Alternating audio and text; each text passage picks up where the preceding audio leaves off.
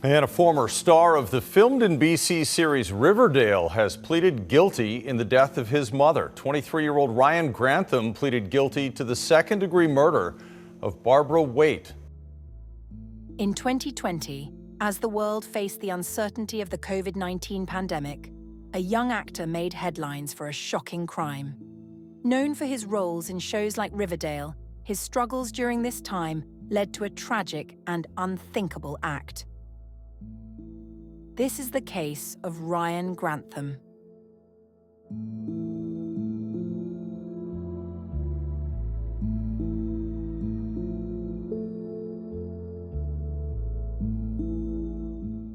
Ryan Grantham was born in 1998 in British Columbia, Canada, to Barbara Waite and his father. His parents separated shortly after his birth, and Ryan, along with his older sister Lisa, was raised by their mother. Barbara created a stable and loving home for her children in Squamish, a picturesque town nestled between Vancouver and Whistler along the Sea-to-Sky Highway. Surrounded by mountains, Squamish is known for its outdoor activities, including rock climbing, hiking, and mountain biking. It also holds deep cultural significance to the Indigenous peoples who have long called the land home. Barbara found peace in nature and spent much of her time biking, hiking, and cross-country skiing. Though small in stature, she was strong and resilient, facing life's challenges with a positive attitude. Her love for animals was evident in her bond with her pets, who were often by her side. Ryan's relationship with his father was difficult. For much of his childhood, they were separated, and when they did interact, it was often stressful and negative. Feelings of abandonment and not being good enough had a strong effect on Ryan, leaving a lasting impact on him as he grew up. In elementary school, Ryan was the smallest in his class and often bullied. He also had a speech impediment, which made the bullying worse. He felt out of place at school, socially anxious, and often turned to his mother for comfort. Ryan started acting at just 6 years old. His mother was always his biggest supporter, protecting him as he began his career in film. He first appeared in commercials before landing roles in Canadian short films and TV shows. His debut was in The Secret of the Nutcracker in 2007, where he played Billy. Over the years, Ryan appeared in several TV shows and movies, including Supernatural and Becoming Redwood. He also had small roles in The Imaginarium of Dr. Parnassus and Diary of a Wimpy Kid, with his last role in 2019 as Jeffrey Augustine in Riverdale. Ryan earned several nominations at British Columbia's Leo Awards, and he won Best Male Actor at the Vancouver Short Film Festival in 2011 for his role in Liz. Despite his success, Ryan struggled with feelings of inadequacy. The pressure of auditions and constant rejection took a toll on him. As a teenager, feelings of self-loathing and shame became more intense. Ryan struggled with his sexuality during his teenage years, which made him feel even more isolated and like an outsider. In high school, Ryan started using cannabis mostly in social situations. When he enrolled in Simon Fraser University in Vancouver, he continued to have trouble making friends, which led to more social isolation. As a result, he began using cannabis more, which turned into a cycle of loneliness, paranoia, and insomnia. After his first year living in residence, Ryan moved back in with his mother in Squamish, but this only made him feel more disconnected from others. His mother was upset about his growing cannabis use and eventually convinced him to go to counseling at the university for help. Ryan attended counseling in the fall of 2016, where he worked on cutting back his drug use. The counselor helped him stay sober for several months, and by January 2017, they both agreed he no longer needed counseling. After taking a 6 to 7 month break, Ryan relapsed and began using cannabis more frequently. In 2018, Ryan became interested in firearms. He completed a firearms safety course at a local gun club and started practicing target shooting. By 2019, he had attended the club several times and owned 3 firearms, including 2 rifles and a shotgun. By the fall of 2019, Ryan was in his 4th year at SFU. but his isolation and heavy cannabis use were taking a serious toll. His grades slipped, and his depression worsened. Ryan had a very small social circle, spending most of his time online or playing video games with a close friend. Over the years, he had watched violent videos, including car accidents, but he became increasingly drawn to more disturbing content on the dark web, particularly gore videos. Ryan started to keep a journal. He wrote about his internal fight between giving in to his increasingly violent thoughts and trying to fight those urges. He also wrote about his struggles with depression, problems at school, and his anger against foreign students. He expressed approval of the film The Joker, starring Joaquin Phoenix, a tale of an aspiring stand-up comedian and failed clown who slides into insanity and inspires a violent countercultural revolution. In early 2020, Ryan began having thoughts about taking his own life and continued to struggle with violent urges. He knew his mental state was fragile and tried to get help. But when he saw a sign at the counseling center saying they were full and only taking urgent cases, he felt like his problems weren't serious enough to take up space that someone else might need. Ryan stopped attending classes near the end of February 2020. By the end of March, Ryan had decided he needed to kill his mother to prevent her from seeing his school failure and what he was going to do to himself or others. On the evening of March 31st, inside the townhouse that Ryan shared with his mother, they spent some time together playing a board game before Ryan went upstairs to his bedroom. His mother stayed in the living room, working on her computer before playing her piano. Around 6:45 p.m., Ryan sat on the stairs listening to his mother play the piano. He was holding a .22 caliber rifle. Unaware of what was about to happen, Barbara continued to play with her back to him. Over the next 10 to 15 minutes, Ryan struggled with his thoughts, telling himself, "Don't do this, do it." He then stood up, aimed the rifle at the back of his mother's head, and fired a single shot. Barbara was killed instantly, falling from the chair onto the floor.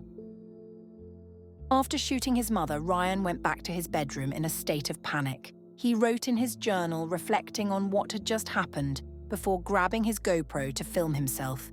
He narrated his actions and even returned to the scene to capture footage of his mother's body. Following the filming, Ryan left the townhouse to gather supplies.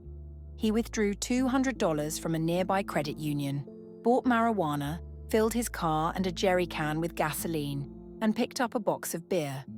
Back home, he drank, smoked, and made Molotov cocktails, homemade incendiary devices, with the gasoline and bottles from the garage.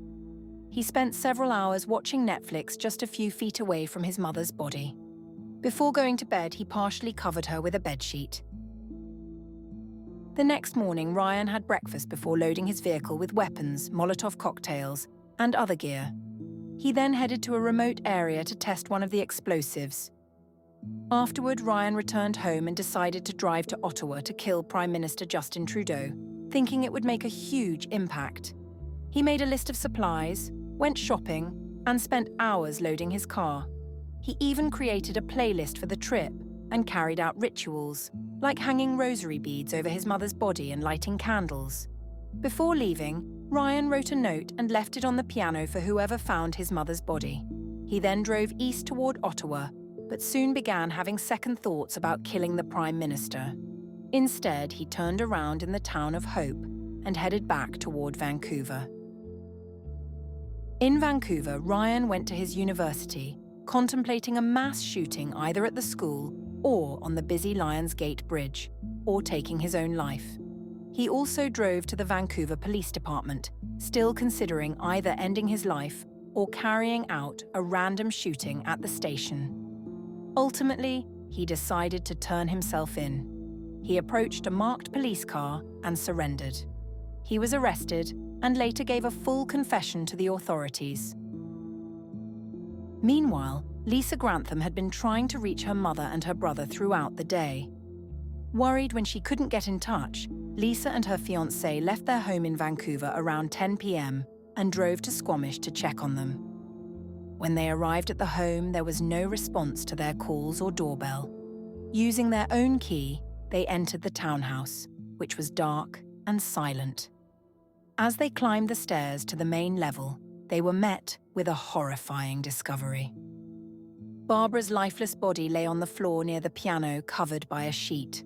Rosaries hung from the piano keyboard, and candles were still lit on nearby tables. Shaken, they immediately left the house and called the police. After his arrest, officers inspected Ryan's car. They uncovered disturbing items, including maps leading to the Ottawa residence of the Prime Minister, firearms, ammunition, homemade explosives, and camping and survival gear. They also recovered a GoPro camera containing deeply unsettling footage. In one video, Ryan is seen standing in front of his bedroom mirror, holding a gun and walking through the house. Another clip captures the crime scene, where he chillingly confessed, "I just killed my mum. I shot the only person who loved me in the back of the head." In a separate moment, while filming himself in the mirror, he added, "You thought you were so tough." Ryan Grantham's trial began in June 2022 in British Columbia's Supreme Court. The Crown argued that the killing was planned and premeditated, calling it a horrific betrayal of trust. They highlighted that Barbara was defenseless when Ryan shot her at close range and that he had planned and rehearsed the murder the day before. The defense, however, said Ryan's actions were the result of his worsening mental health. Experts testified that Ryan had been struggling with severe depression and troubling thoughts for months before the crime. They pointed to the isolation caused by the COVID-19 pandemic and his use of cannabis, which they said created a perfect storm. The defense argued that Ryan was not a cold-blooded killer but a young man in crisis, showing immediate remorse through his confession to police and his efforts to seek therapy while in custody.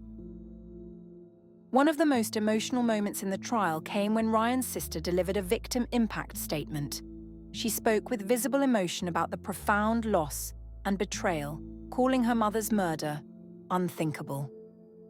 Lisa also expressed concerns about Ryan's potential release in the future, questioning whether society could ever be safe from him. On September 23, 2022, Ryan Grantham was sentenced to life imprisonment with no parole eligibility for 14 years. In her ruling, the judge described Ryan's actions as heartbreaking and devastating. She acknowledged his mental health struggles and his remorse, but emphasized the profound breach of trust involved in murdering his mother, someone who had supported him unconditionally. Ryan himself expressed deep remorse during the trial. In his own words, he said, "I cannot explain or justify my actions. I have no excuse. I am sorry for the pain I've caused. I know it will never be enough. It hurts me to think about how badly I've wasted my life. If someday I'm ever released from prison, I hope to continue on this path of bettering myself, of being a changed person, dedicating myself to helping others in whatever way I can. And I see that as the only way to repay my debt to society and to those who I've hurt. In the face of something so horrible, saying sorry seems so pointless. But from every fibre of my being, I am sorry." It's unclear if Ryan will ever live a normal life, as he will always carry the weight of the pain he caused. However, there is some small mercy in the fact that he didn't go through with his plans for mass murder, sparing others from the unimaginable harm he nearly inflicted. The loss of Barbara Waite will always be a deep pain for her family. Although Ryan has shown remorse, the emotional damage from his actions will continue to affect those who loved her. His life sentence may bring some closure, but the impact of this tragedy will last.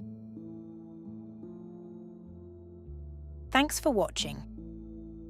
If you enjoyed this video, please give it a thumbs up and consider subscribing to my channel for more content like this.